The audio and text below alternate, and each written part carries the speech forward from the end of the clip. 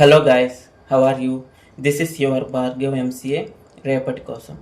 APSA 2025 అడ్మిషన్స్కి MBA MCA కోర్సెస్కి counselling website అయితే రెడీ అయ్యింది. వెబ్సైట్ లింక్ నేను డిస్క్రిప్షన్లో షేర్ చేశాను. డిస్క్రిప్షన్లో ఏపీఎస్ఏ వాట్సాప్ గ్రూప్ లింక్ కూడా షేర్ చేశాను. మన వాట్సాప్ గ్రూప్లో కూడా జాయిన్ అవ్వండి. మీరు మన ఛానల్ని కొత్తగా చూస్తున్నారా? అయితే సబ్స్క్రైబ్ చేసి నోటిఫికేషన్స్ని అలో చేసుకోండి. ఇంకా లేట్ చేయకుండా వీడియోలోకి వెళ్ళిపోతాం. ఏపీఎస్ఏ డీటెయిల్డ్ నోటిఫికేషన్ రిలీజ్ అయింది అండ్ ఈ వీడియో ఎండ్లో ఫీజ్ రీయింబర్స్మెంట్ గురించి కూడా చెప్తాను. ఫస్ట్ వెబ్సైట్ చూస్తే ఏపీఎస్ఏ వెబ్సైట్ యూజర్ ఇంటర్ఫేస్ మొత్తం చేంజ్ అయింది. నెక్స్ట్ లెఫ్ట్ సైడ్ ఏమో registration form, web options, self reporting, links ఇవన్నీ వస్తాయి అంటే ఫామ్స్లో. మిడిల్లో ఏమో అప్డేట్స్, నోటిఫికేషన్స్ అన్నీ మనకి మిడిల్లో వస్తాయి. ఇంకా రైట్ సైడ్ ఏమో ఇంపార్టెంట్ డేట్స్ ఇచ్చేసారు. రిజిస్ట్రేషన్ నుంచి మనకి క్లాసెస్ ఎప్పుడు స్టార్ట్ అవుతాయో కంప్లీట్గా డేట్స్ అయితే మనం ఇంపార్టెంట్ డేట్స్లో అయితే చూడొచ్చు. ఇంకా డీటెయిల్డ్ నోటిఫికేషన్ చూస్తే డేట్స్ చూడండి. సో జూలై 9th అయితే మనకి నోటిఫికేషన్ రిలీజ్ అయింది. జూలై 10th నుంచి జూలై 14th వరకు మనకి ఆన్లైన్లో ఏపీఎస్ఏ 2025 అడ్మిషన్స్కి రిజిస్ట్రేషన్స్ స్టార్ట్ అవుతాయి, జరుగుతుంది. జూలై 11th నుంచి జూలై 15th వరకు మనకి సర్టిఫికేట్ వెరిఫికేషన్ స్టార్ట్ అవుతుంది. ఓకే, జరుగుతుంది గైస్. అంటే మీరు ఒకసారి సబ్మిట్ అంటే రిజిస్ట్రేషన్ చేశాక, అప్లికేషన్ సబ్మిట్ చేశాక జూలై 11th నుంచి మన సర్టిఫికేట్స్ అనేవి రివ్యూ చేస్తారు. సపోజ్ మన సర్టిఫికేట్స్ సక్సెస్ఫుల్గా సర్టిఫికేట్ వెరిఫికేషన్ కంప్లీట్ అయితే మనకు ఎలా తెలుస్తుందంటే ఎస్ఎంఎస్, ఈమెయిల్ అయితే వస్తుంది ఏపీఎస్ఏ నుంచి. నీ సర్టిఫికేట్స్ అన్నీ సక్సెస్ఫుల్గా కంప్లీట్గా వెరిఫికేషన్ అయిపోతే నువ్వు వెబ్ ఆప్షన్స్కి ఎలిజిబుల్ అవుతావు. లేదా సపోజ్ నీ సర్టిఫికేట్స్ అన్నీ రిజెక్ట్ అయితే, సో నీకు ఏ సర్టిఫికేట్ రిజెక్ట్ అయిందో ఆ సర్టిఫికేట్ అప్లోడ్ చేస్తే సరిపోతుంది. సో రీజన్ ఏంటో కూడా వాళ్ళు మెన్షన్ చేస్తారు. అండ్ రీఅప్లోడ్ ఆప్షన్ ఇస్తారు. మీరు రీఅప్లోడ్ ఆప్షన్తో మీరు మళ్ళీ సర్టిఫికేట్స్ అయితే అప్లోడ్ చేయొచ్చు. ఓకేనా? సో వన్స్ మీ సర్టిఫికేట్ వెరిఫికేషన్ కంప్లీట్ అయితే మీరు వెబ్ ఆప్షన్స్కి ఎలిజిబుల్ అవుతారు. మనకి వెబ్ ఆప్షన్స్ అనేది జూలై 13th నుంచి జూలై 16th వరకు, 13, 14, 15, 16 4 days ఉంది. సో మీరు ఆలోచించుకొని వెబ్ ఆప్షన్స్ అయితే పెట్టండి. ఓకేనా? జూలై 17th మనకి చేంజ్ ఆఫ్ వెబ్ ఆప్షన్ అయితే ఇస్తారు. ఇది ఎందుకంటే 13th నుంచి 16th లోపల మీరు వెబ్ ఆప్షన్స్ పెట్టి సేవ్ చేస్తే ఓకే. ఒకవేళ ఫ్రీజ్ చేసేసారు అనుకోండి, మీరు పెట్టిన వెబ్ ఆప్షన్స్లో ఏదైనా ఎక్స్ట్రా కాలేజెస్ ఏమైనా యాడ్ చేసుకోవాలనుకున్నా, లేదంటే యాడ్ చేసిన కాలేజెస్లో డిలీట్ చేసుకోవాలనుకున్నా, మోడిఫికేషన్ ఏదైనా చేయాలంటే జూలై 17th మీరు వెబ్ ఆప్షన్స్ అయితే మోడిఫికేషన్స్ అయితే చేంజ్ చేసుకోవచ్చు. మనం పెట్టిన వెబ్ ఆప్షన్స్లో సీట్ అలాట్మెంట్ అంటే మనకి ఏ కాలేజీలో సీట్ వచ్చిందో తెలుసుకోవాలంటే జూలై 19th అయితే మనకి సీట్ అలాట్మెంట్ అయితే రిలీజ్ చేస్తారు. ఓకేనా గైస్? సో జూలై 20th నుంచి జూలై 22nd వరకు అయితే మనకి ఫస్ట్ ఫేజ్ సీట్ అలాట్మెంట్ జరిగింది కాబట్టి రిపోర్టింగ్ అయితే చేయాలి. సీట్ అలాట్మెంట్ వచ్చాక జూలై 20th నుంచి జూలై 22nd వరకు అయితే మీరు రిపోర్టింగ్ చేయాలి. మీకు ఏ కాలేజ్లో అయితే సీట్ వచ్చిందో ఆ కాలేజ్ వెళ్ళి అయితే రిపోర్ట్ చేయాలి. ఇక్కడ చాలామందికి డౌట్ ఏంటంటే ఫస్ట్ ఫేజ్లో కాలేజ్ నచ్చకపోతే సెకండ్ ఫేజ్కి మళ్ళీ మనం వెబ్ ఆప్షన్స్ పెట్టచ్చా అంటే పెట్టచ్చు గైస్. అయితే మీకు సెకండ్ ఫేజ్ అంటే ఫైనల్ ఫేజ్లో ఏ కాలేజీలో అయితే సీట్ వస్తుందో ఆ కాలేజీ మీకు ఇంకా ఫిక్స్. ఫస్ట్ ఫేజ్లో వచ్చిన కాలేజ్ అనేది క్యాన్సిల్ అయిపోతుంది. లేదా సెకండ్ ఫేజ్లో మీకు వేరే కాలేజీలో సీట్ రాకపోతే ఫస్ట్ ఫేజ్లో వచ్చిన కాలేజే అలా మళ్ళీ అలాట్ ఇస్తారు. ఓకేనా? ఒకవేళ సెకండ్ ఫేజ్లో కూడా కాలేజ్ నచ్చకపోతే ఫస్ట్ ఫేజ్లో ఉన్న కాలేజ్కి వచ్చి మళ్ళీ జాయిన్ అవ్వచ్చు అంటే అది కుదరదు. అక్కడ సీట్ క్యాన్సిల్ చేసి మీ సర్టిఫికేట్స్ రేట్ని ఇచ్చేస్తారు.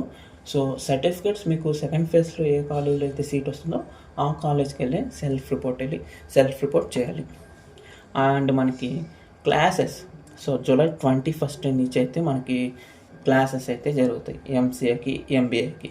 All the best guys. 21st నుంచి ఇంక మీకు క్లాసెస్ అయితే స్టార్ట్ చేస్తారు. సో ఎన్ని రోజులు అయితే ఓపిక పట్టారు కౌన్సిలింగ్ ఎప్పుడు అని.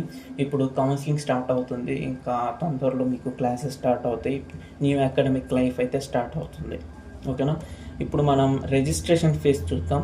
ఆల్రెడీ మనకు తెలిసిందే, ఓసీ అండ్ బీసీ కేటగిరీ వాళ్ళకి 1200 రూపీస్ రిజిస్ట్రేషన్, 600 వచ్చేసి ఎస్సీ ఎస్టీ అండ్ హ్యాండిక్యాప్స్ వాళ్ళకి 600 రిజిస్ట్రేషన్ ఫీజు. ఓకేనా?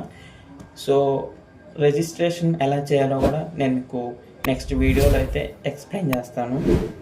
ఇంకా ఎంబీఏకి ఎంసీఏకి ఎలిజిబిలిటీ తెలిసిందే.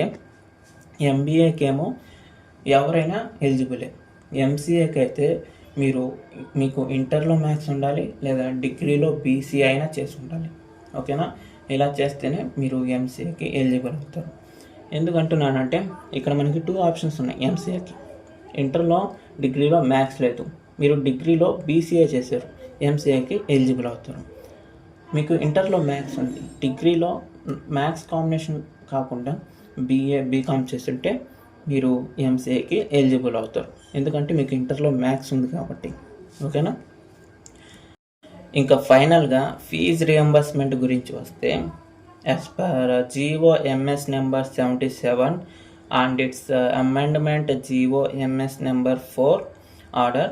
So in the case of post graduation courses, the post matric scholarship RTF and MTF schemes shall be applicable only to the students admitted under the convener quota in the postgraduate programs courses offered by state funded university and government degree and PG colleges in the state of Andhra Pradesh from 2022 to 21.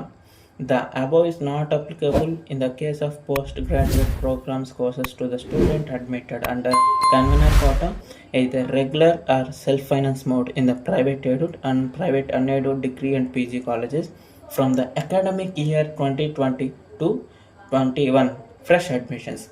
అంటే ఇక్కడ GO ఏం చెప్తుందంటే, నోటిఫికేషన్లో వీళ్ళు ఏం mention చేశారంటే, so 2021 అంటే 2020 to 2021 నుంచి జరుగుతున్న ఫ్రెష్ అడ్మిషన్స్ ఏదైతే ఉంటాయో, అంటే 2021 2022, సో ఆ తర్వాత నుంచి జరిగే అడ్మిషన్స్ నుంచి పోస్ట్ గ్రాడ్యుయేట్ అంటే పీజీ, అంటే ఇప్పుడు ఐసెట్లో ఎంసీఏ కానీ ఎంబీఏ కానీ ఎంటెక్ కానీ ఎంఏ ఎంకే సో ఎంకామ్, సో ఈ కోర్సెస్ అంటే మాస్టర్స్ చదివే వాళ్ళకి గవర్నమెంట్ కాలేజ్లో జాయిన్ అయిన వాళ్ళకి మాత్రమే మనకి అంటే ఫీజు రింబర్స్మెంట్ అనేది వస్తుంది. అండ్ అలానే వసతి దీవెన అంటారు కదా, అంటే ఇయర్కి 20,000 అలా వస్తుంది. సో ఈ 2 స్కీమ్స్ అనేవి గవర్నమెంట్ యూనివర్సిటీస్లో, గవర్నమెంట్ డిగ్రీ కాలేజెస్, గవర్నమెంట్ కాలేజెస్లో జాయిన్ అయితే మాత్రమే మీకు ఫీజు రింబర్స్మెంట్ వస్తుంది. మీరు ప్రైవేట్ కాలేజెస్లో జాయిన్ అయినా, ప్రైవేట్ యూనివర్సిటీస్లో జాయిన్ అయినా మీకు ఫీజు రింబర్స్మెంట్ రాదు అని డీటెయిల్గా మెన్షన్ చేశారు. ఓకేనా గైస్? సో చాలామంది ఏమంటున్నారంటే ఎంసీఏకి ఫీజు రింబర్స్మెంట్ రాదా, ఎంబీఏకి ఫీజు రింబర్స్మెంట్ రాదా అని అడుగుతున్నారు. సో మీరు ఎంబీఏ జాయిన్ అయినా, ఎంసీఏ జాయిన్ అయినా, మీరు జాయిన్ అయిన కాలేజ్ గవర్నమెంట్ది అయితేనే మీకు ఫీజు రింబర్స్మెంట్ వస్తుంది. ఓకే? ప్రైవేట్ కాలేజ్లో ఎంసీఏకి ఎంబీఏకి ఫీజు రింబర్స్మెంట్ రాదు.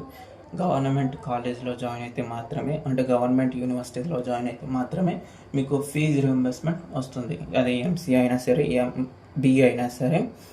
Self finance college, government self finance university అయినా సరే మీకు ఫీజు రింబర్స్మెంట్ వస్తుంది.